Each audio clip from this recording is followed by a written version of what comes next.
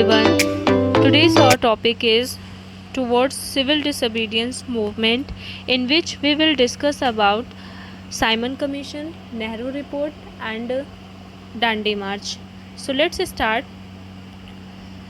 The Tory government in Britain constituted the Statutory Commission under Sir John Simon in November 1927.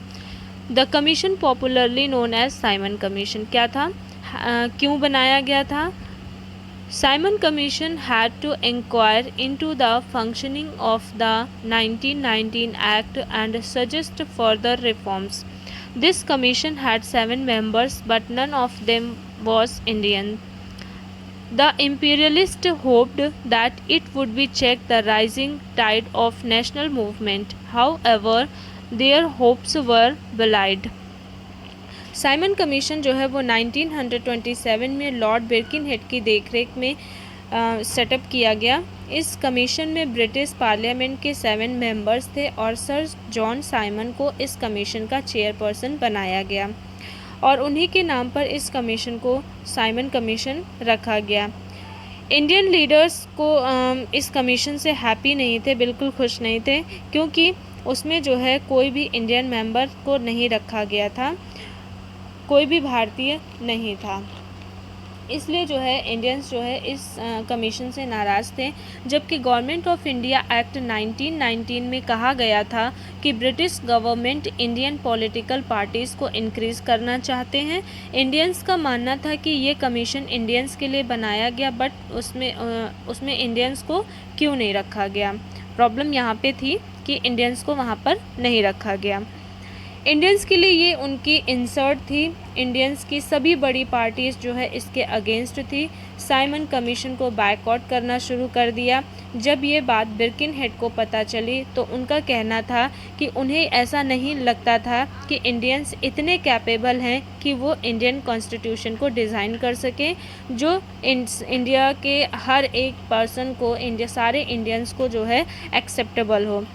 After that बिर्किनहेड ने ये भी कहा कि अगर ऐसा है तो आप भी ऐसी रिपोर्ट बना कर दो जो इंडिया के हर एक सिटीज़न को मान्य हो. साइमन कमीशन जब भारत में आया तो यहाँ पर जो है इंडियंस इतने ज़्यादा नाराज़ थे कि रिज़ल्ट क्या हुआ, जगह जगह पर हड़ताल की गई, काले झंडे दिखाए गए और स्लोगन था साइमन गो बैक. लाहौर में लाठीचार्ज, लाला लाजपत राय साइमन कमीशन के खिलाफ प्रदर्शन कर रहे थे, जहाँ पर जेम्स स्कॉट जो कि एक पब्लिक ऑफिसर था उसने लाठीचार्ज के ऑर्डर दे दिए, जिससे लाला लाजपत राय इंजर्ड हो गए और 17 नवंबर 1928 में उनकी डेथ हो गई. आफ्टर नेहरू रिपोर्ट क्या है? After the failure of Simon commission, Motilal Nehru presented a scheme for the constitutional reforms which was published in August 1928 called as Nehru report. मतलब जब ब्रिटिशर्स ने चैलेंज किया था, ब्रिटिश गवर्नमेंट ने चैलेंज किया कि आप भी एक ऐसी रिपोर्ट बना के दीजिए जो सभी को मान्य हो, तो इंडियंस ने इस रिपोर्ट को एक्सेप्ट कर लिया था और फिर इसी को नेहरू रिपोर्ट माना गया. नेहरू रिपोर्ट में कुछ प्रॉब्लम्स भी थी, जिसमें मुस्लिम के लिए किसी तरह की कोई बात नहीं की गई थी. And it dominated the political scenario. It rejected the ideas of Muslim as partners in the demand for independence. Next है हमारा, यहाँ से शुरू होता है सॉल्ट सत्याग्रह. सॉल्ट सत्याग्रह क्या था?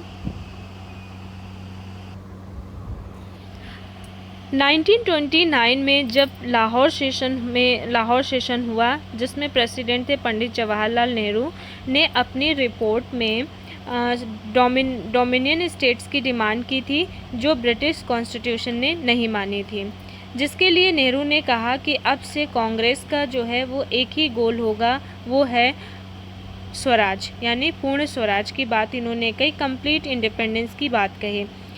लाहौर सेशन में कंप्लीट इंडिपेंडेंस रेजोल्यूशन को पास किया गया.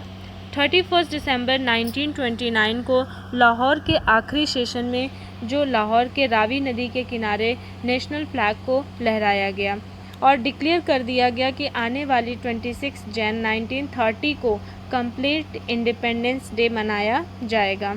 आफ्टर दैट गांधी जी को रिस्पॉन्सिबिलिटी दी गई. गांधी जी को ये रिस्पॉन्सिबिलिटी दे दी गई कि वो सिविल डिसओबीडियंस मूवमेंट को लॉन्च करें। Gandhi ji was looking for a central idea around which the whole civil disobedience movement could be made. वो एक ऐसा कोई बात चाहते थे जिसके कारण वो अपने मूवमेंट को शुरू कर सके। तो उनको एक ऐसा मुद्दा चाहिए था जिससे वो सिविल डिसओबीडियंस को लॉन्च कर सकें। तभी उन्होंने सॉल्ट टैक्स के बारे में सोचा। सॉल्ट टैक्स के बारे में सोचा क्योंकि ब्रिटिश गवर्नमेंट ने सॉल्ट टैक्स 1882 में लगाया था। महात्मा गांधी ने सोचा कि किसी इंसान के लिए सॉल्ट उतना ही ज़रूरी है जितना air water.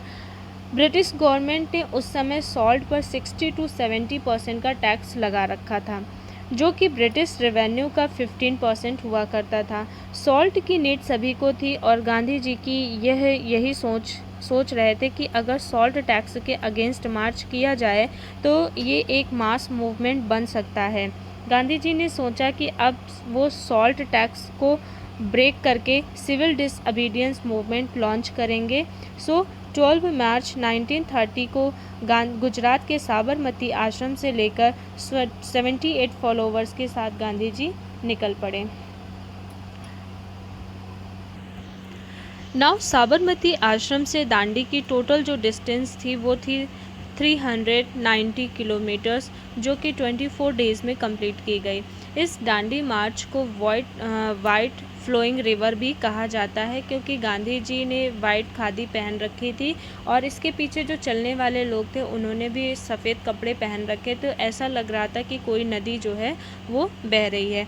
At least 50,000 Indians Gandhi ji के साथ दांडी मार्च पहुँचे एंड 6 अप्रैल 1930 में गांधी जी ने मुट्ठी भर नमक बनाकर सॉल्ट टैक्स को तोड़ दिया और यहाँ उन्होंने एक ओथ ली, एक शपथ ली कि अब वो आश्रम तब तक नहीं जाएंगे जब तक वो देश को आज़ाद नहीं करा लेते, और तब से वो साबरमती आश्रम कभी नहीं लौट पाए।